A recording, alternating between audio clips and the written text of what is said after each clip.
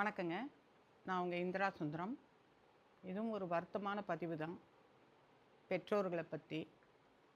பெற்றோர்கள் குழந்தைகள நல்லா படிக்க வைக்கணும். அவங்களுக்கு நல்ல புத்திமதிகள சொல்லி, நல்ல அவங்களுக்கு மன தைரியத்தையும், தன்னம்பிக்கையும் குடுக்கணும். அந்த காலத்து மாதிரி பிள்ளைங்களுக்கு சொத்து சேர்த்து வைக்கணுங்கிறத நினைக்கவே நினைக்காதீங்க.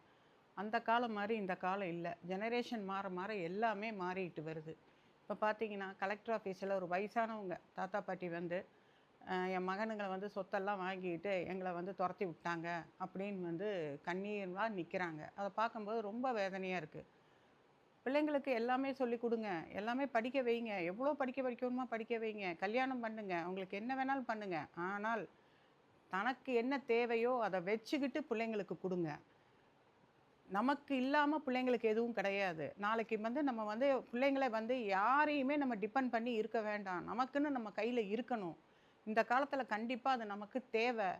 பிள்ளைங்கள நம்ம குறையே சொல்ல வேண்டாம். அவங்க கல்யாணம் பண்ணுனா, அவங்க லைஃப் அவங்க பார்த்துட்டு போயிட்டும். பிள்ளைங்க நம்மள பார்க்கணும்னு நம்ம எதிர்பார்க்க வேண்டாம். நம்ம பிள்ளைங்கள பெத்துட்டோம். நம்ம கடமை அவங்கள படிக்க வைக்கிறோம், கல்யாணம் பண்றோம். அவ்வளோதான்.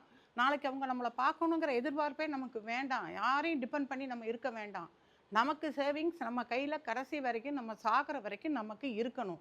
நாளைக்கு நம்மள யார் பார்க்குறாங்களோ, அவங்களுக்கு நம்ம குடுத்துட்டு போவோம். அத முன்னாலேயே நம்ம குடுத்துட்டு பிள்ளைங்க நம்ம பார்க்கலங்கிற குறை நம்ம பிள்ளைங்க மேல சொல்லவே வேணாம். இது என்னோட அனுபவத்தில நான் சொல்றேன். நமக்குன்னு நம்ம வச்சுக்கங்க. பிள்ளைங்களுக்குங்கிறத நம்ம படிப்ப குடுப்போம். தைரியத்த குடுங்க. மனதைரியத்த குடுத்து நல்லா ஃபேஸ் பண்றதுக்கு எத வேணாலும் சொல்லிக் குடுங்க. எல்லாம் பண்ணுங்க. ஆனா நம்ம கையில ப்ராப்பர்ட்டிங்கிறது, சொத்துங்கிறத நம்ம வச்சுட்டு, நமக்கு பின்னால குடுக்கணும் ஒழிய, இப்பவே நம்ம கையில் இருக்கிறது எல்லாம் குடுத்துட்டு நம்ம கஷ்டப்பட வேண்டாம். நன்றிங்க.